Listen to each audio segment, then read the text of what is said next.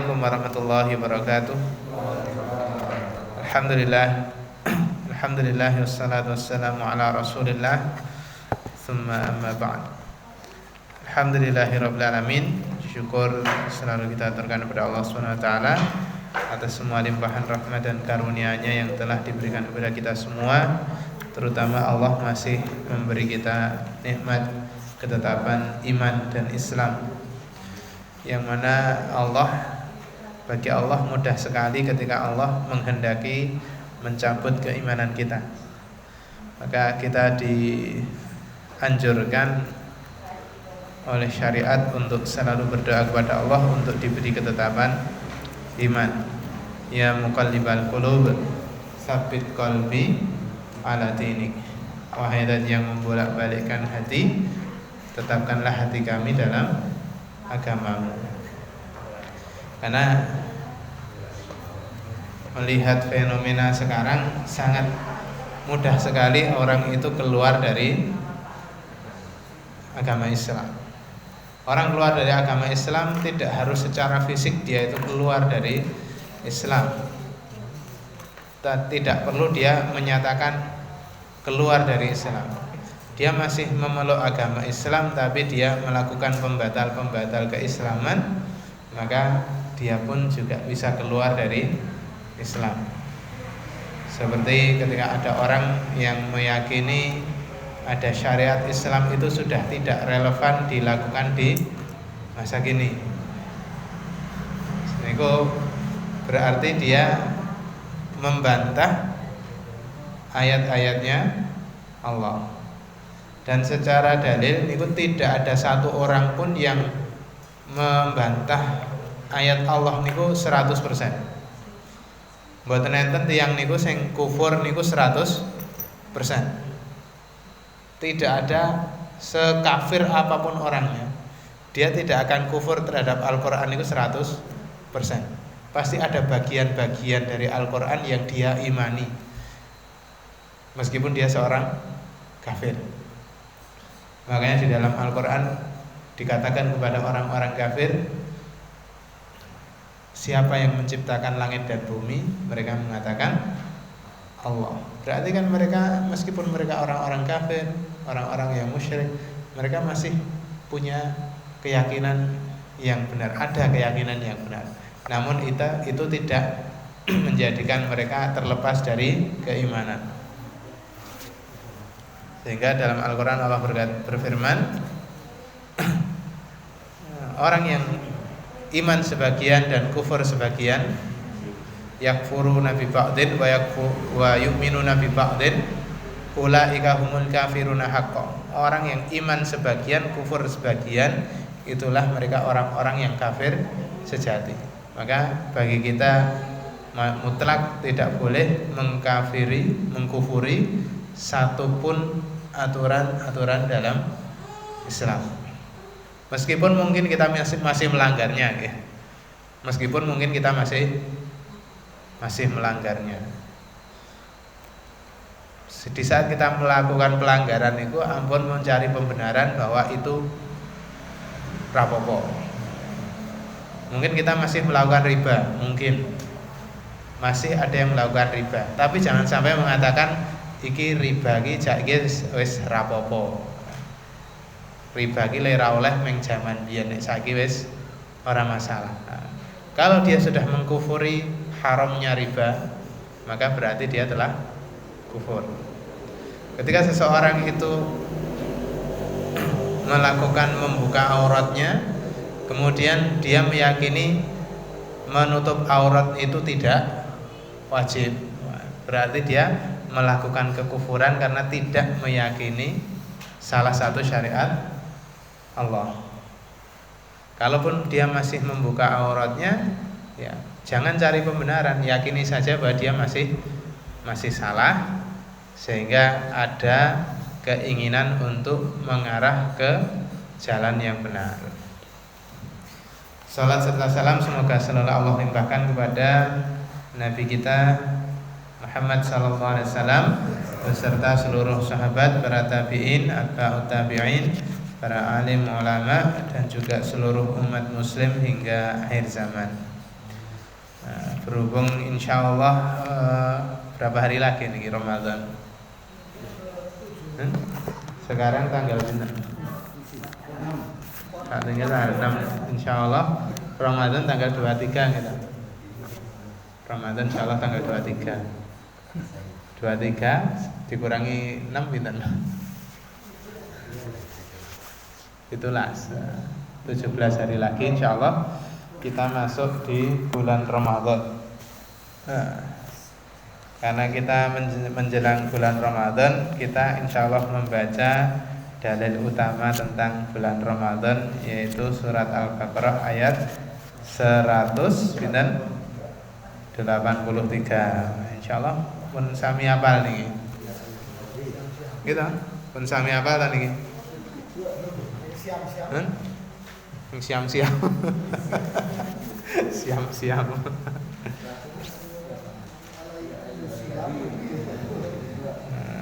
Kita wawas sareng-sareng rumiyin nggih setunggal nggih.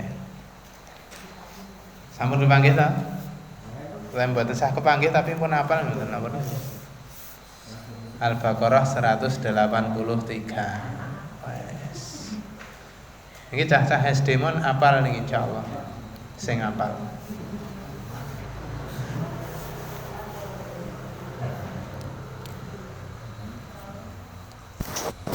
Ampun? Enggak. A'udzu billahi minasy syaithanir rajim.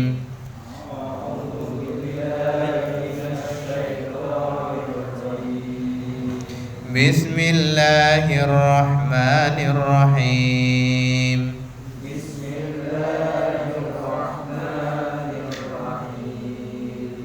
Ya ayyuhalladzina amanu kutiba alaikumus shiyam.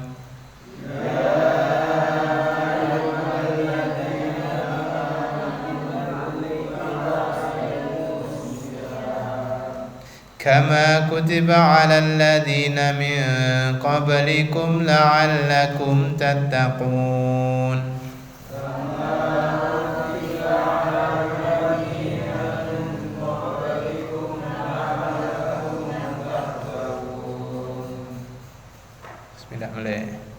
Ya ayyuhalladzina amanu kutiba alaikumus shiyam.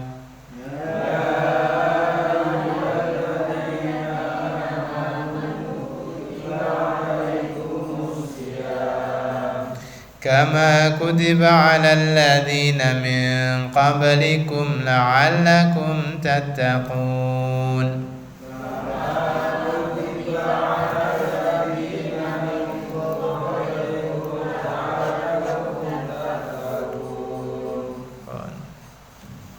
Saking Mas Warjono.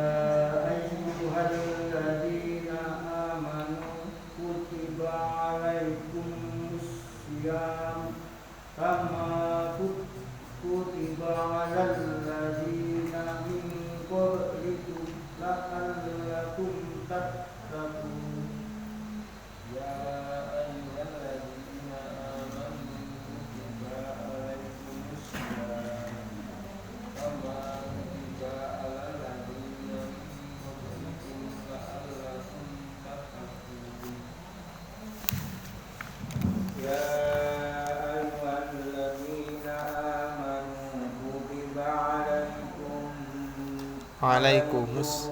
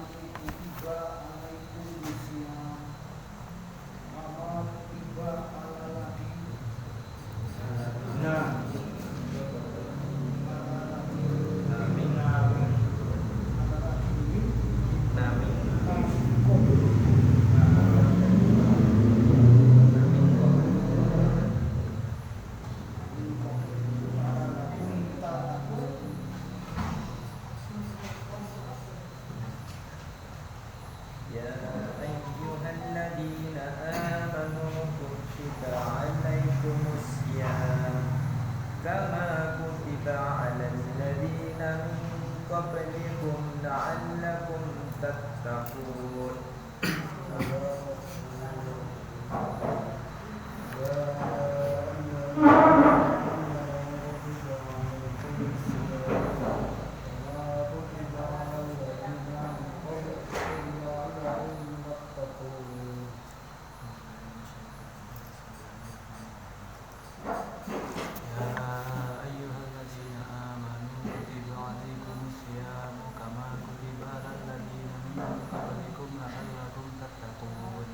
Ibu.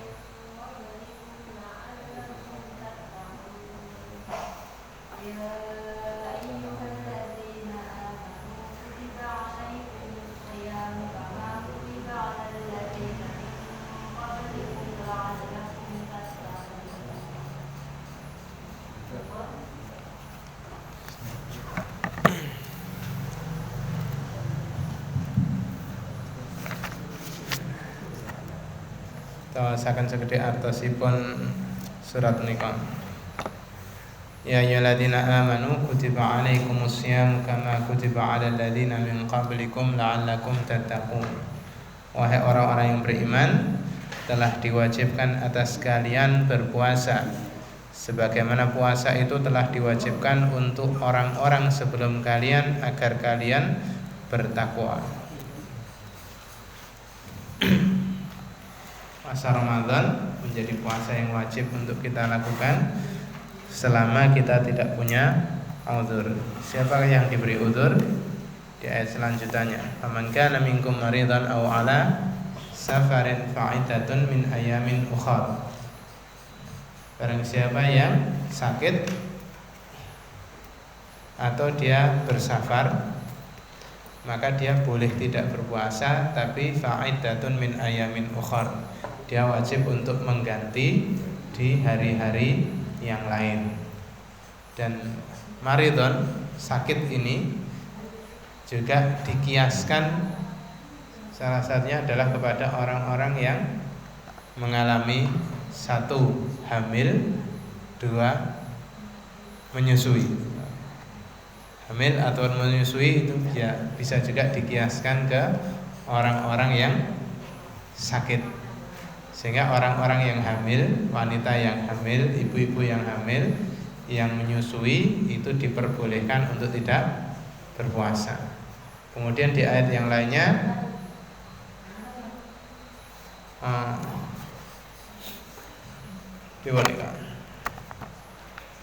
orang-orang yang menguat-nguatkan untuk berpuasa.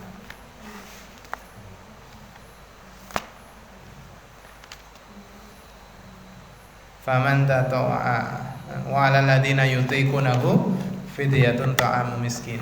Sedangkan orang-orang yang tidak mampu berpuasa, orang-orang yang sudah sepuh yang tidak mampu berpuasa, atau orang-orang yang sakitnya sudah menaun, yang kemungkinan sembuhnya niku tidak diketahui, maka dia boleh tidak berpuasa, tapi fa fidyatun min ayamin ukhra.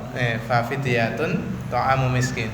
Dia boleh membayar fidyah, dia mengganti dengan membayar fidyah. Ada kalanya ada orang yang diperbolehkan untuk tidak berpuasa, dia mengganti di hari yang lain. Pada kasus yang lain ada orang yang diperbolehkan tidak berpuasa, tapi dia membayar fidyah. Membayar fidyah. Fidyahnya dia membayarnya boleh per hari. Pokoknya puasa hari ini, kemudian dia membayar, dia tidak mampu puasa di hari itu, kemudian membayar fidyah di hari itu. Boleh juga diakhirkan di akhir bulan. Diakhirkan pripun maksudnya? Sebagaimana yang dilakukan oleh sahabat Anas bin Malik. Sahabat Anas bin Malik itu kalau membayar fidyah itu dia menunggu di hari terakhir puasa. Karena Anas bin Malik itu termasuk sahabat yang usianya niku sangat panjang. Kanca-kancane niku pun sudah meninggal dunia. Anas bin Malik masih hidup sampai sepuh usianya kalau tidak salah 120 tahun. Suwe tenan nggih, tua tenan nggih. Sehingga dia di masa sepuhnya tidak mampu untuk berpuasa, kemudian dia membayar fidyah. Nah, praktek fidyahnya Anas bin Malik adalah dia menunggu di hari terakhir puasa, kemudian di hari terakhir puasa itu dia mengumpulkan orang miskin sebanyak hari yang dia tidak berpuasa itu. Umpamanya kalau 30 hari puasanya, berarti dia mengumpulkan orang miskin sebanyak 30 orang, kemudian diundang untuk makan-makan di rumahnya sampai warak itu. Itu bisa seperti itu. Boleh per hari dengan bayar fidyahnya. Karena kalau di ayatnya itu fidyatun ta'amu miskin, sebagian mazhab mewajibkan membayar fidyah itu berupa bentuk makanan. Ada juga di mazhab Hanafi itu diperbolehkan dengan mengganti berupa uang. Namun kalau kita mau pakai tekstual ayatnya pripun? Ya berupa makanan. Kalau kita mau tekstual ayatnya itu seperti apa? Ya berarti kita sedekahnya dalam bentuk makanan. Karena dikhawatirkan ketika ada orang diberi duit, napa? Mboten gitu tuku panganan. Nggo tuku pulsa. Sehingga maksud untuk memberi makanan ta'am miskin itu menjadi tidak terlaksana. Ya, kalau mau lebih aman gitu, memberi dalam bentuk makanan atau bahan makanan. Nek jenengan renten Saudi niku biasane ada yang jual makanan siap saji, makanan khusus untuk orang yang bayar fidyah. Itu per porsinya berapa? Kalau nggih rada supen 10 real atau berapa dulu biasanya. Itu satu hari satu porsi, bukan 3 porsi. Dalam? Oke, beberapa ada yang menggunakan pendekatannya 1 mud. 1 mud itu kalau ukuran kita nggih 1 sak tekeme ngenten iki. Napa sementen iki? Atau 1 mud itu adalah 1/4 sok. 1/4 sok. Kalau 1 soknya itu 2,5 berarti 6/4. Kalau 1 soknya 3 kilo berarti 1 soknya 1 mudnya pinten? 750 gram. Oke.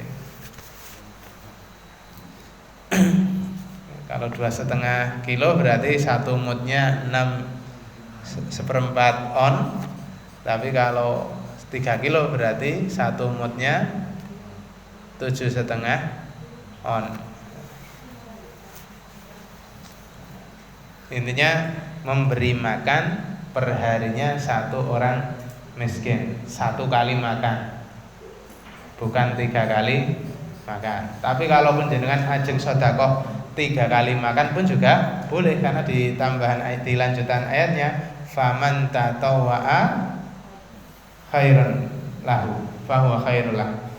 Faman tatawwa'a khairan fahuwa khairul lah. Kalau mau menambah maka itu lebih baik. Janjane niku wajib niku namung 1 kali makan, tapi kalau jenengan wah kita anulah mesake gandeng dhewe sak omah mosok sing mangan meng bapak netok, ya wis lah. Sak anak-anake per hari ditanggung. Itu lebih baik lagi. Berarti mendapatkan pahala wajib plus pahala sunnahnya. Insyaallah niku sedikit tambahan tentang fikih puasa. Yang mudah-mudahan nanti kita tidak mengalami itu. Kita mengalami bisa puasa Ramadan secara utuh, kecuali sing wetan keber niki. Sing wetan keber niki mau tidak mau pasti akan mengalami sunnatullah. Minimal sebulan sekali niku ada tanggal abangnya. Meskipun ada yang tanggal abang ini sebulan 2 kali Pak. Karena saya punya temen niku jarene dia haidnya niku sebulan niku 2 kali. Wah, piye nih? Sak kene niku nggih. Le nyaur luwih abot niku. Terus mengingatkan kepada ibu-ibu atau bapak-bapak yang mungkin masih punya hutang puasa dan di sahur gitu. Karena kalau jenengan, karena batas akhir nyaur Ramadan itu adalah menjelang Ramadan berikutnya. Ini batas akhirnya, bulan Sya'ban. Bulan Sya'ban itu menjadi batas akhir nyaur puasa Ramadan. Kalau sampai bulan Sya'ban habis dia nyaur belum selesai, maka dia nyaurnya di tahun berikutnya punya tambahan kewajiban. Tambahan kewajiban apa? Kata para ulama, ketika orang itu berpuasa Ramadannya belum disaur sampai Ramadan yang berikutnya, maka dia berkewajiban nyaur plus bayar fidyah. Nah, temani jenengan le utang poso niku 2 tahun kepungkur. Nah, niku berarti jenengan le nyaur niku mboten cukup nyaur tok. Kudune nyaur plus bayar fidyah.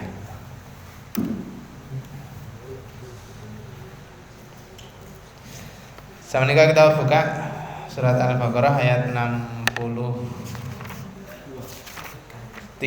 64. 2 ayat insyaallah.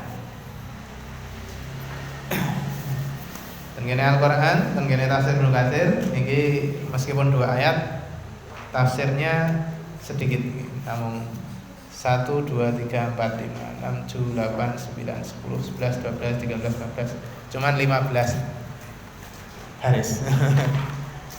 Tengene tafsir Ibnu Katsir kula niku namung 15 baris. Sedangkan di ayat-ayat lainnya niku 1 ayat ada yang sampai 2 lembar. Untuk yang ini 2 ayat tafsirnya hanya 15 baris. A'udzubillahi minasyaitonirrajim. Wa idh akhadna mitsaqakum wa rafa'na fawqakumut tura khudhu ma atainakum biquwwah wadhkuru ma fihi la'allakum tattaqun. Dan ketika itu kami Allah mengambil janji kalian. Kami Allah mengambil janji kalian Bani Israel, dan kami juga mengangkat gunung Tur di atas kalian. Kemudian memberikan sumpah. Khudhu ma atainakum biquwwah. Ambillah yang telah aku berikan kepada kalian dengan kekuatan, dengan sakpol kemampuan. Wadhkuru ma fihi la'allakum tattaqun, dan sebutlah, ingatlah isi dari yang telah kuberikan kepada kalian itu agar kalian menjadi orang-orang yang bertakwa. Yang telah diberikan oleh Allah kepada Bani Israel apa niku? Yang dimaksud adalah kitab Taurat. Allah menyumpah kepada Bani Israel agar mau melaksanakan isi kitab Taurat dengan sekuat tenaga, dan mereka juga mempelajari Taurat tersebut. Wadhkuru ma fihi, ini berarti mempelajari. Mengingat itu kan termasuk bagian dari mempelajari gitu. Belajar itu kan tidak cukup dengan membaca sekali, tapi harus ada yang diingat. Karena ilmu yang paling utama itu adalah ilmu yang sudah masuk di dalam hati. Kata Rasulullah, al-ilmu ilmani. Ilmu itu ada 2, ilmun fil lisan wa ilmun fil qalbi. Yang pertama adalah ilmu yang hanya di lisan. Yang kedua adalah ilmu yang sampai masuk ke dalam hati. Fadzalika ilmun nafi'. Dan ilmu yang di dalam hati itulah ilmu yang manfaat. Kalau masih sebatas di lisan, niku belum menjadi ilmu yang bermanfaat. Ketika Allah memberikan sumpah kepada Bani Israel agar mau mempelajari dan mengamalkan isi Taurat, Allah mengiringi sumpah itu dengan ancaman berupa mengangkat gunung di atas kaum Bani Israel. Ben apa niku? Ben wedi.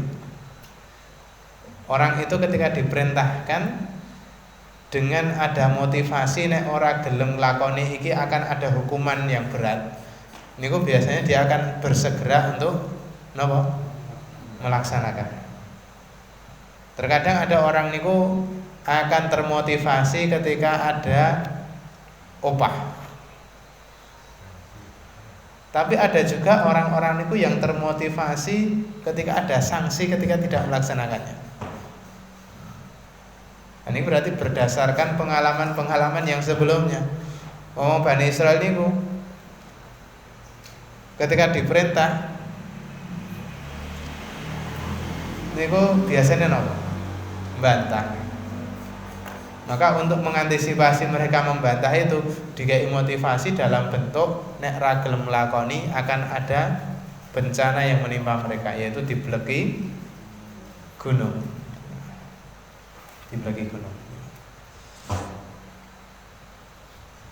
Saat ini kan pun dijelaskan beberapa perintah Allah yang diberikan kepada Bani Israel, tapi mereka bantah mentah-mentah. Dikon ngomong hittah, gampang banget tadi. Kon ngomong hittah, tapi malah diganti. Kon melaku sambil menunduk, malah lakunya sambil ndangak. Ini kan membantahnya secara terang-terangan.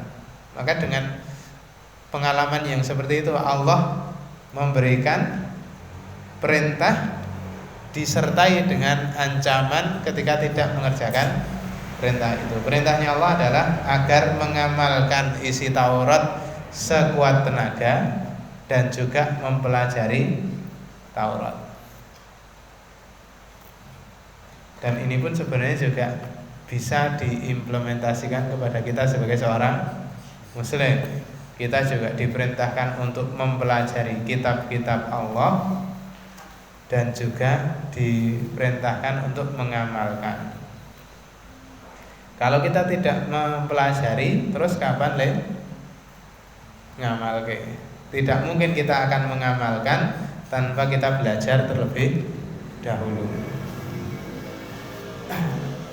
Makanya kita ajak teman-teman kita yang mungkin durung dereng tersentuh dengan kajian-kajian, agar tetangga-tetangga kita, teman-teman kita niku juga ikut pengajian-pengajian.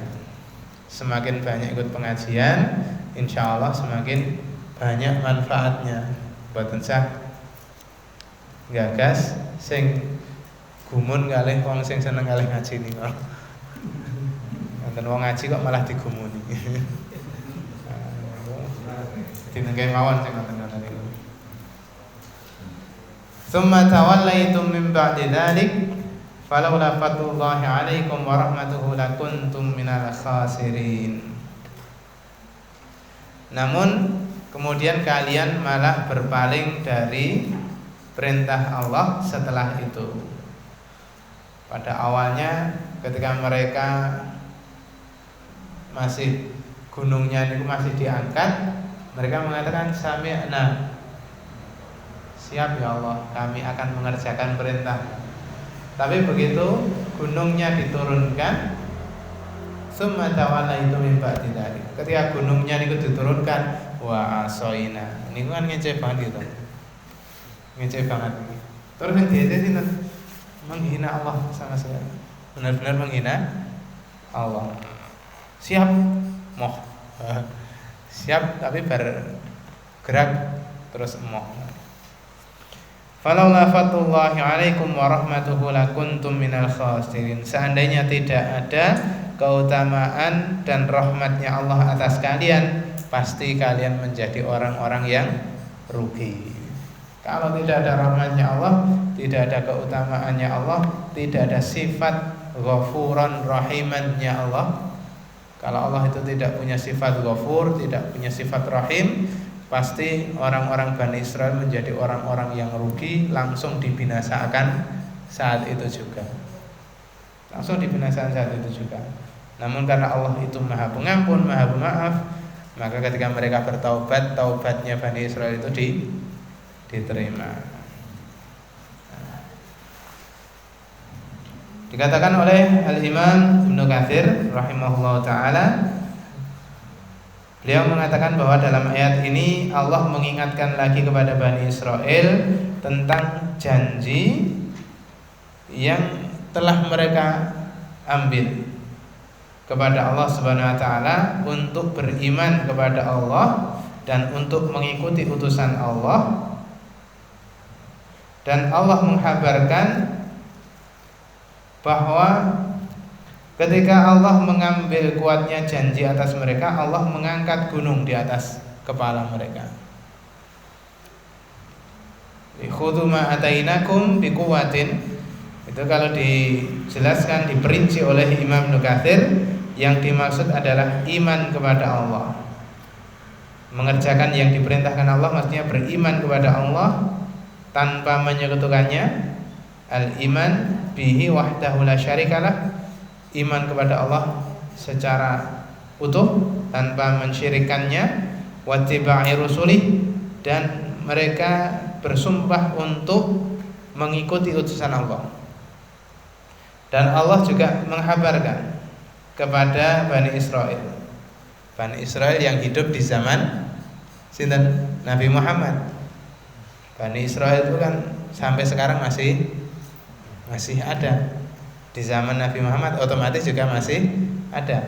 Orang-orang yang Bani Israel yang hidup di zaman Nabi Muhammad itu diberitahu lagi oleh Allah tentang kisah nenek moyang mereka, bahwa di saat itu Bani Israel bersumpah, dan sumpahnya tidak hanya diangkatkan Quran di atas kepala mereka, tapi yang diangkat apa? Gunung. Diangkat gunung di atas mereka agar mereka benar-benar setuju dengan sumpah tersebut. Liuqirru bima uhidu alaih, agar mereka setuju dengan sumpah yang mereka lakukan. Wa ya'khudhuhu biquwwah, dan mereka juga mengerjakan sumpah itu dengan sekuat tenaga. Dan ini juga sejalan dengan apa yang Allah jelaskan di surat Al-A'raf ayat 171. Ayat niki sejalan, jadi selaras kalih surat Al-A'raf 171. Wa idh nataqanal jabala fawqahum ka'annahu dhullah, dan ketika itu kami Allah mengangkat gunung di atas mereka, ka'annahu dhullah, sebagaimana gunung itu seperti dhullah, seperti naungan. Jadi kaya bener-bener peteng. Jadi tendure sirahe niku enten gunung. Medeni to nggih ngoten niku. Umpamane awak dhewe manggon ten suatu tempat sing enten gempa, tendure niku enten bangunan sing ajeng rubuh ngoten niku kan nggih. Bener-bener wedi to niki. Niki gununge niki mabur tendure sirahe. Sehingga mereka sampai merasa takut annahu waqi'un bihim wa dhannu annahu waqi'un bihim. Mereka sampai yakin, wah iki mesti ambruk iki gununge iki. Mesti gununge ngebleki. Ini di surat Al-A'raf ayat 171. Jadi benar-benar gunung itu diangkat di atas kepalanya Bani Israel, sehingga mereka menjadi punya prasangka yang kuat bahwa gunung itu sebentar lagi ngebleki mereka. Dengan kondisi yang kepepet ngoten niku, biasanya pripun nek wong niku dijanji ngoten. Setuju gitu. mantuk-mantuk. Nek pun kondisi kepepet, jenengan umpamane pas dirampok, kondisine ditodong, bondo apa nyawa. Ini kan mesti langsung menyerahkan hartanya gitu. Nggih pun mboten napa-napa. Yang penting selamat. Nah, begitu juga ketika mereka Bani Israel itu diberikan sesuatu yang benar-benar menakutkan, maka saat itu juga mereka setuju dengan janji yang diberikan oleh Allah.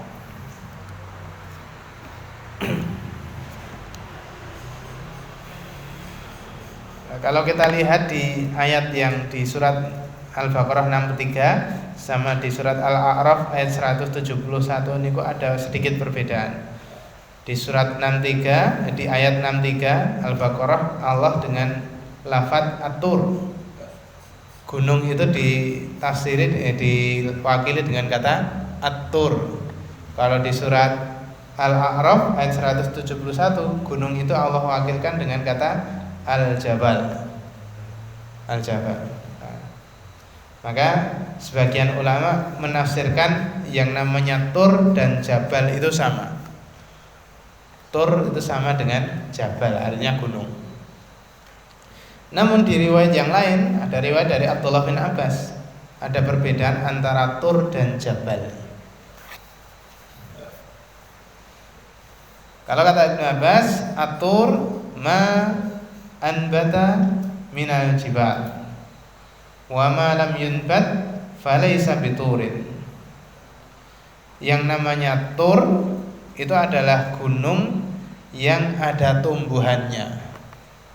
Tadi kan atas Merapi ini, Merapi ini ku Tur. Sedangkan yang tidak ada tumbuhannya niku jenenge Jabal. Ono nek ten Arab niku rata-rata jenenge niku mboten Tur, tapi jenenge Jabal. Jabal Uhud. Gitu. Jabal Uhud bukan Tur Uhud.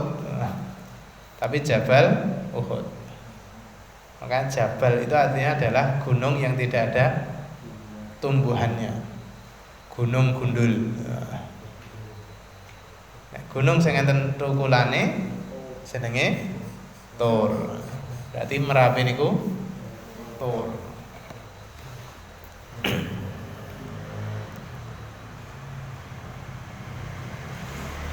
Kemudian dijelaskan juga oleh Ibnu Abbas untuk menafsiri ayat ini. Ketika orang-orang Bani Israel menolak untuk taat kepada Allah, annahum lama imtana'u anit ta'ah.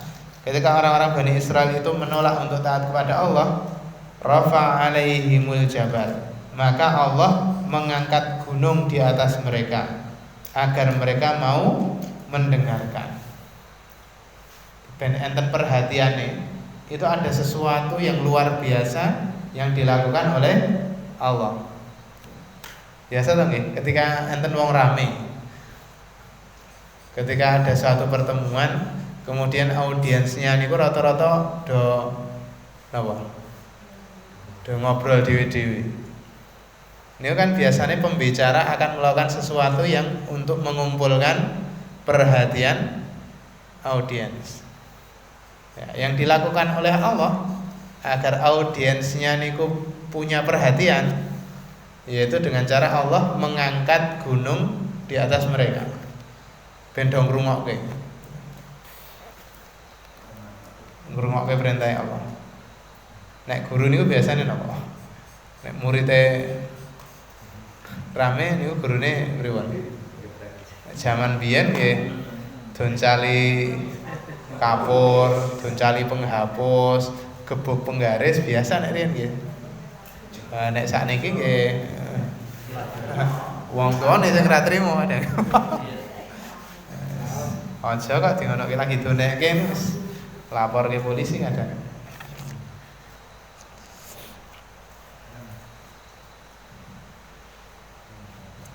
Kemudian dikatakan juga oleh As-Suddi, falamma abau ayasjudu amarallah al-jabal ayyaqa alaihim.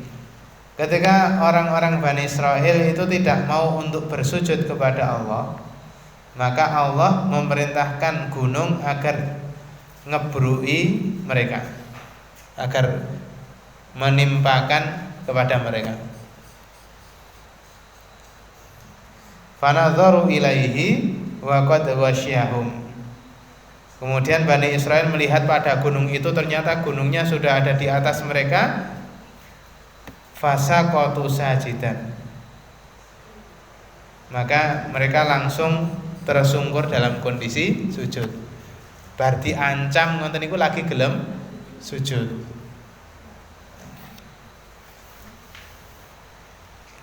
Maka sebaiknya ketika kita niku diperintahkan tidak perlu menunggu ancaman. Pokoknya diperintahke A, nggih, mboten perlu tekon nek kurang apa. Biasanya nek wong tua ngoten niku pripun? Enten wong tua perintah ten ngene anake, "Le, tukokke le. Nek ra tuku apa, Pak?"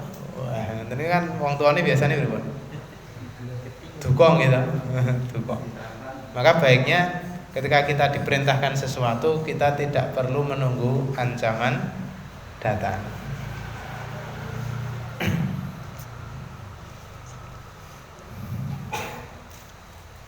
Fasajatu ala syikin wa nadharu bi syikil akhar. Maka mereka saat itu sujud dalam posisi miring. Jadi sujudnya niku miring. Mboten sujud sempurna. Karena mereka sujud sambil delok dhuwur ini. Sujud tapi jaga isih keblekan. Fanadharu ala syikil akhar. Mereka juga sambil melihat ke arah yang lain. Farahimallah fakasafahu anhum. Maka Allah sayang kepada mereka, kemudian membuka gunung itu dari mereka. Ini termasuk rasa welas asih Gusti Allah nih. Ketika melihat seseorang itu sudah bertaubat, maka Allah dalam seketika itu juga menerima taubatnya. Sebesar apapun dosanya seseorang, ketika dia mau bertaubat, pasti Allah mengampuni, pasti Allah menerima taubatnya. Termasuk yang terjadi pada Bani Israil ini. Ketika mereka terang-terangan menentang Allah, kemudian mereka diberi ancaman, kemudian mereka mau bertaubat, maka Allah seketika itu juga menerima taubatnya, mengampuni mereka, menghilangkan ancaman dari mereka.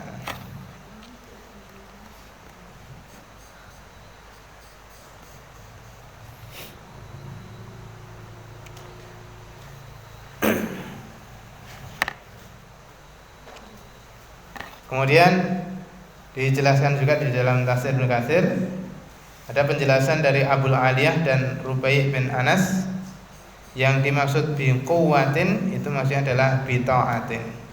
Ambillah perintah yang kuberikan kepada kalian dengan penuh ketaatan. Dengan penuh ketaatan.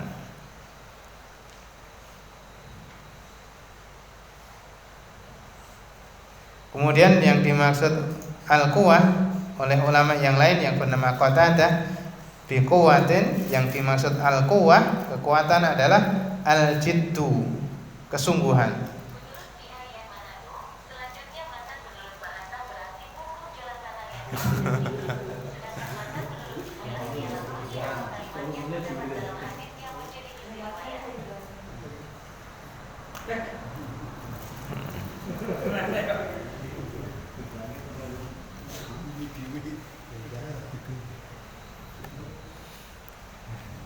Kemudian lanjutan ayatnya wadhkuru ma fi, wadhkuru ma fi. Itu dijelaskan oleh Abul Aliyah dan Rabi. Yang dimaksud adalah iqra'u ma fit Taurah wa'malu bih. Bacalah isi Taurat itu dan amalkan Taurat itu. Dibaca dulu isi Tauratnya dan diamalkan isi Tauratnya. Ini perintah Allah di saat itu, di zaman Bani Israil, di zaman Nabi Musa, untuk membaca Taurat dan mengamalkan Taurat. Nah, sedangkan sekarang perintah niki tidak berlaku untuk umat Nabi Muhammad SAW. Justru ketika kita niku sebagai seorang Muslim, kita wajib beriman dengan Taurat tapi dilarang membaca Taurat. Dilarang membaca Taurat. Karena apa? Satu, alasannya adalah Taurat itu sudah dimansuh dengan adanya Al-Quran.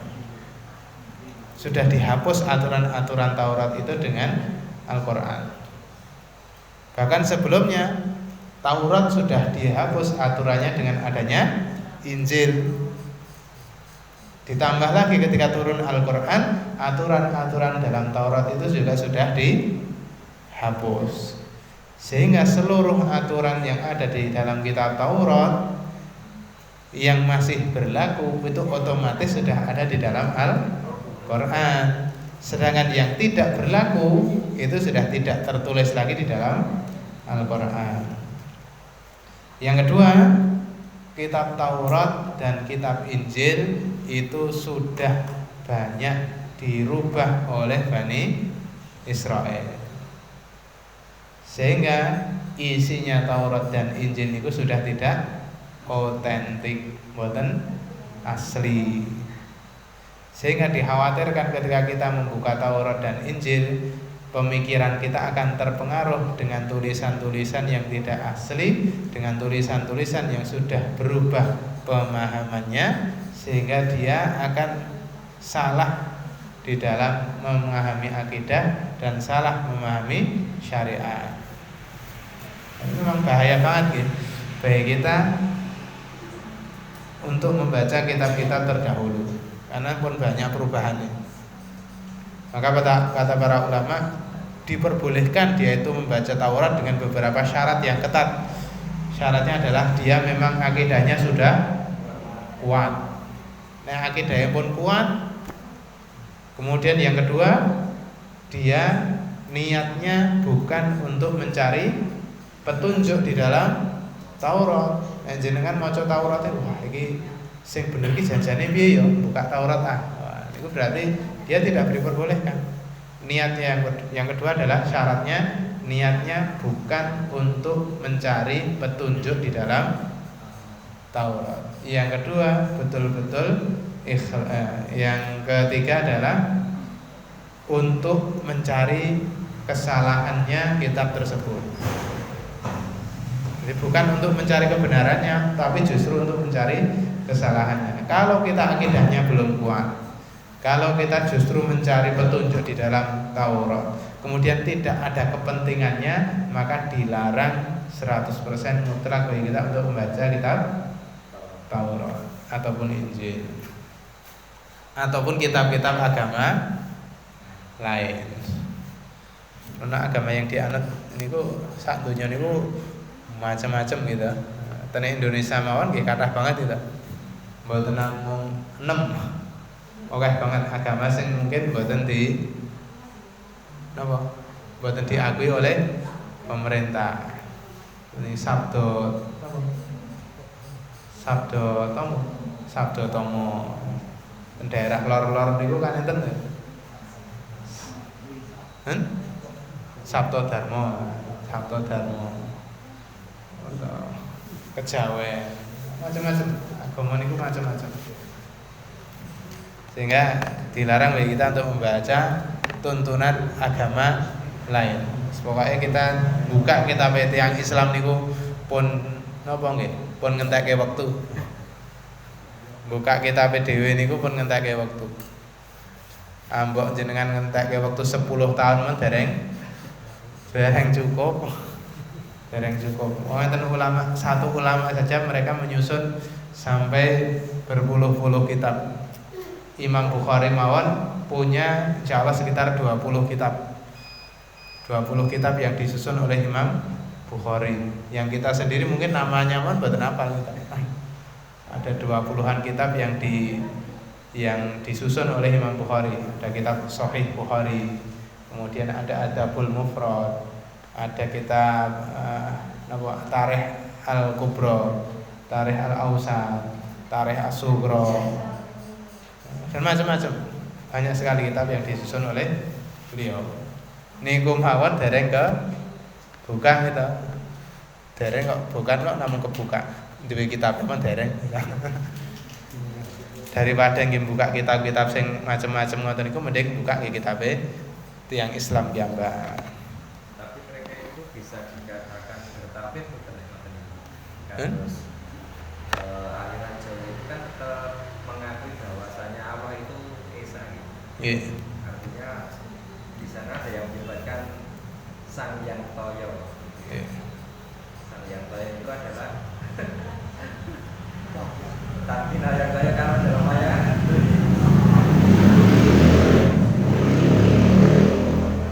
keberadaannya ada di mana-mana dan tidak bisa dibandingkan dengan apapun. Tauhid itu kan bertauhid apa dari? Tauhid itu kan ada rinciannya. Ada tauhid uluhiyah, ada tauhid rububiyah, ada tauhid asma wa sifat. Tidak cukup ketika mereka meyakini tauhid rububiyah kemudian dia dikatakan bertauhid. Kalau dia bertauhid, dia tiga-tiganya ini harus diyakini. Baik dari segi rububiyah, dia juga meyakini sebagaimana orang musyrik pun juga dalam hal rububiyah mereka meyakini siapa yang memberi rizki, siapa yang menurunkan hujan, siapa yang memberikan madharat. Niku mereka pun juga bertauhid dalam urusan itu. Tapi itu tidak cukup. Berarti mungkin ada sisi-sisi mereka itu bertauhid, tapi tauhid yang semacam itu tidak cukup. Mereka harus bertauhid secara uluhiyah. Mereka harus mengesahkan di dalam beribadah kepada Allah. Karena orang-orang musyrik itu juga beribadah kepada Allah, tapi selain mereka beribadah kepada Allah, mereka pun juga beribadah kepada yang lain. Sehingga dalam hal uluhiyah mereka tidak bertauhid, karena mereka tidak mengesahkan Allah dalam hal beribadah. Mereka ibadah kepada Allah, tapi juga menduakan ibadahnya kepada yang lain. Kemudian juga harus bertauhid secara asma wa sifat. Nah, ini agama-agama yang ngonten-ngonten ini wis ra mungkin iki tauhid asma wa sifatnya mereka punya. Dalam hal uluhiyah kemungkinan juga kecil. Dan besar itu enggak ada tauhid uluhiyah. Mungkin tauhidnya hanya dari sisi rububiyah saja.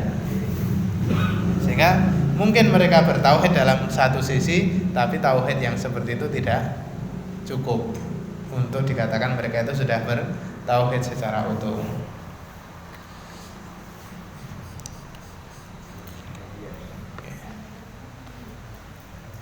Tsumma tawallaitum min ba'di dzalik. Kemudian Allah katakan di dalam ayat lanjutannya, tsumma tawallaitum min ba'di dzalik. Kemudian kalian berpaling setelah itu.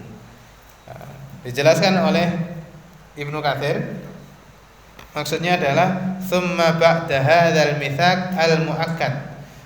Kemudian setelah janji yang sangat kuat itu, tawallaitum anhu, kalian berpaling dari sumpah itu, dari janji itu, wa an sanaitum wa naqadtumuhu, dan kalian juga merusak janji tersebut. Jadi janjane wis pun janjine oke, setuju. Ketika janji itu sudah disetujui, tapi ternyata mereka merusak isi janji niku.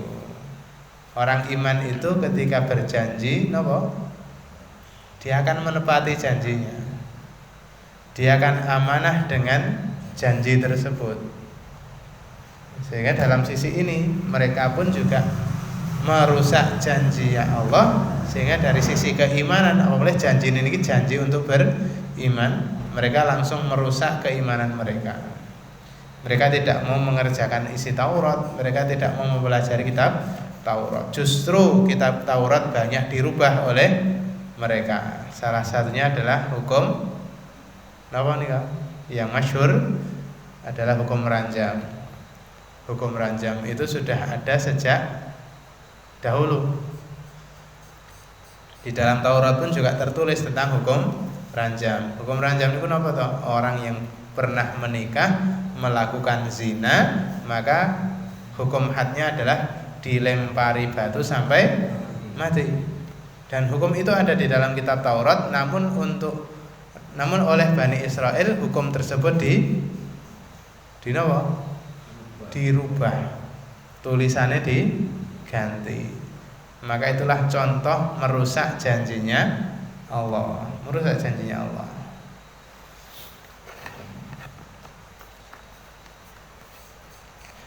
Falaula fadlullahi alaikum wa rahmatuhu lakuntum minal khasirin. Seandainya tidak ada keutamaan dan rahmatnya Allah dalam bentuk penerimaan taubatnya Allah atas mereka, penerimaan taubatnya Allah bitaubatihi alaikum, dengan penerimaan taubatnya Allah atas kalian Bani Israel, wa irsaluhu an-nabiyyin al-mursalin, dan Allah mengutus para nabi dan rasul kepada Bani Israel, lakuntum minal khasirin, niscaya kalian menjadi orang-orang yang rugi sebab kalian telah merusak janji tersebut, dan kerugian itu akan mereka terima fid dunya wal akhirah. Dan ini betapa sayangnya Allah dengan Bani Israel. Meskipun mereka sudah berkali-kali melakukan kemaksiatan, namun Allah tetap memberikan ampunan kepada mereka. Maka maha benar Allah dengan sifatnya yang al-afuwu al-ghafur, maha pemaaf, maha pengampun. Sebesar apapun dosa yang dia lakukan, selama dia mau bertaubat, maka taubat itu pasti diterima. Asalkan taubat itu tidak dilakukan ketika sakaratul maut. Karena kata Rasulullah, yufaru lakum ma lam yughargir, kalian pasti akan diampuni selama belum sekarat. Yughargir itu sekarat. Ketika jenengan sudah sekarat, sudah sakaratul maut, sudah mungkis-mungkis kok lagi ngaku nek tobat, maka tobatnya saat itu tidak diterima. Pas uripe ra tau gelem salat, begitu wis koma, waduh, nggih pun mboten saged niku. Mboten saged. Pun mboten saged dituntun juga ngoten niku. Maka bersegera untuk taubat itu penting bagi kita semuanya. Karena kita tidak tahu kapan ajal kita datang. Mungkin malam ini, mungkin besok, mungkin setahun lagi kan kita juga tidak tahu gitu. Dan nek pun wayahe niku mboten enten pemberitahuan iki. Mboten enten pemberitahuan, dan kematian itu datangnya napa? Mendadak. Mane kanca-kancane ini kadang kok ya ngeget-geti to. Ketoke wingi bar ngobrol ngerti-ngerti kok ra ono. Kaya pas ngobrol niku dadak kondo dhisik gitu. Wah, aku sesuk mati ya. Kan mboten enten to kondo ngoten niku. Insyaallah mengatakan yang saya terakan, mugi-mugi manfaat kagem kula lan panjenengan sedaya.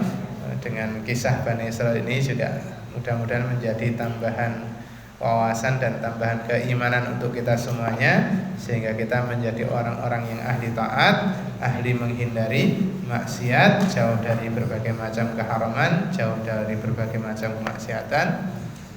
Allah berikan istiqomah kepada kita semuanya menjelang akhir hayat kita.